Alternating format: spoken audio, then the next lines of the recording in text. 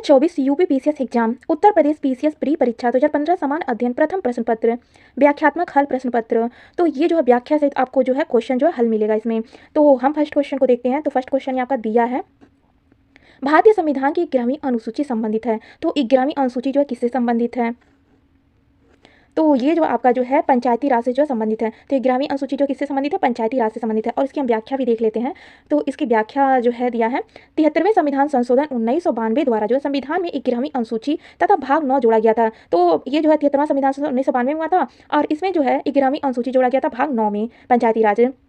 ये जो है 11वीं अनुसूची जो है भाग 9 में जो जोड़कर जो पंचायती राज को जो है एक संवैधानिक स्तर जो प्रदान किया गया था। तो कैसा ये भी पूछ सकता है कौन सा स्तर जो प्रदान किया गया था? तो ये जो है संवैधानिक स्तर को जो प्रदान किया गया था। और ये आपका जो है फर्स्ट ऑप्शन आपका क्या जाएगा? राइट हो जाएगा। और ये जो हम सेकंड क्वेश्चन को देखते हैं। तो सेकंड क्वेश्चन यहाँ पर दिया है, सूचना का अधिकार के संबंध में निम्नलिखित कथनों में से कौन सा सही है? तो यहाँ पर क्या पूछा गया? सूचना का अधिकार के संबंध में पूछा गया है। तो सूचना के अधिकार के संबंध में ये आपका जो है सी आंसर आपका क्या राइट हो जाएगा। तो यह एक विधिक अधिकार है। तो सूचना का अधिकार कैसा अधिकार है? यह एक विधिक अधिकार है। और इसकी हम व्याख्या भी देख लेते हैं।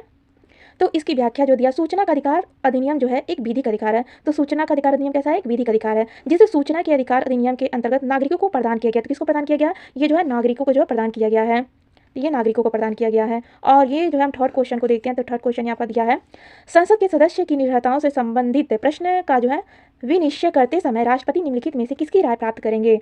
तो ये जो है राष्ट्रपति जो किसकी राय प्राप्त करेंगे?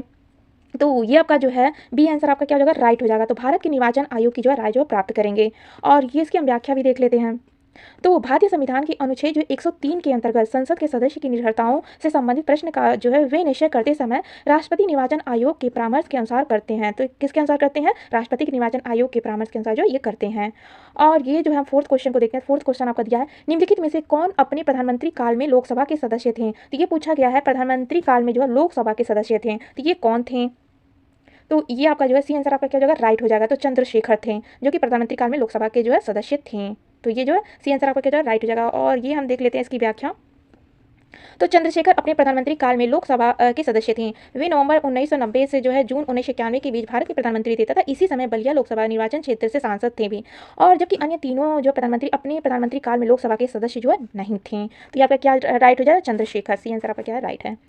और ये जो है हम 5 क्वेश्चन को देखते हैं। 5 क्वेश्चन दिया, निम्नलिखित में से कौन उत्तर प्रदेश के चौथे राज्य वित्त आयोग के अध्यक्ष थे? इसमें क्या पूछा? चौथे वित्त आयोग के अध्यक्ष को पूछा गया है। तो चौथे वित्त आयोग के अध्यक्ष को पूछा गया है। तो ये आपका आंसर क्या हो जाएगा? अतुल गुप्ता हो जाएगा। डी आंसर आपका क्या हो जाएगा? राइट हो जाएगा। तो अतुल गुप्ता उत्तर प्रदेश के चौथे राज्य के वित्त आयोग के जो अध्यक्ष थे। ये आपका क्वेश्चन दिया, 6 क्वेश्चन दिया, राज्य वित्त आयोग के संबंध में निम्नलिखित कथनों में से कौन सा सही है? तो हमें राज्य वित्त आयोग के बारे में बताना है कि कौन सा जो है सही होगा। तो बी आंसर आपके हो जाए राइट हो जाए। यह एक संवैधानिक संस्था है। तो यह एक कैसी संस्था? राज्य वित्त आयोग यह एक संवैधानिक संस्था है। और इसकी हम व्याख्या भी देख लेते हैं। तो व्याख्या क्या दिया? राज्य वित्त आयोग की ये जो है राज्य वित्त आयोग एक संवैधानिक संस्था है। इसका गठन राज्यपाल द्वारा संविधान के अनुच्छेद 243 ज एवं म के अधीन हर 5 वर्ष जो पंचायतों और नगर निकायों की वित्तीय स्थिति की समीक्षा के लिए और इससे संबंधित सिफारिशों गवर्नर को सौंपने के लिए किया जाता है। अतः इससे स्पष्ट है कि विकल्प बी जो है सही हुआ। तो कौन सा आंसर आपका सही? विकल्प बी जो है सही है। और ये हम 7 क्वेश्चन को देखते हैं, निम्नलिखित में से कौन प्रथम जनजातीय लोकसभा अध्यक्ष थे? इसमें क्या पूछा? ये प्रथम जो है लोकसभा अध्यक्ष जनजातीय। तो इसका आंसर आपका क्या हो जाएगा? डी आंसर आपका क्या हो जाएगा? राइट हो जाएगा। पी ए संगमा थे। तो जनजातीय लोकसभा अध्यक्ष कौन थे? पी ए संगमा थे। और ये हम जो है तो पी ए संगमा जो है 1996 के में जो प्रथम जनजातीय लोकसभा अध्यक्ष थे। और ये आपका जो 8 क्वेश्चन दिया है कि किसी राज्य में राज्यपाल की नियुक्ति संविधान के किस अनुच्छेद में जो होता करते हैं, किस अनुच्छेद के तहत जो करते हैं? तो ये आपका जो है सी आंसर आपका क्या जगह राइट हो जाए। 155 के तहत जो है राज्यपाल की जो है नियुक्ति जो है करते हैं। तो संविधान के अनुच्छेद 155 के अंतर्गत जो है राज्य के राज्यपाल की नियुक्ति राष्ट्रपति द्वारा जो है की जाती है। तो ये भी पूछ सकता है राज्यपाल की नियुक्ति जो कौन करते हैं? तो राष्ट्रपति करते हैं। राष्ट्रपति के द्वारा जो होता है 155 के तहत।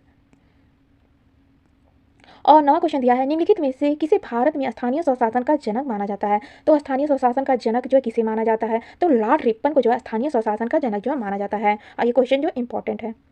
और ये हम व्याख्या भी देख लेते हैं। तो लॉर्ड रिपन को भारत में स्थानीय स्वशासन का जो है जनक माना जाता है। लॉर्ड रिपन के कार्यकाल में प्रस्तुत स्थानीय स्वशासन प्रस्ताव 1882 से जो भारत में आधुनिक स्थानीय स्वशासन का प्रारंभ माना जाता है। तो ये आपका लॉर्ड रिपन जो सही है।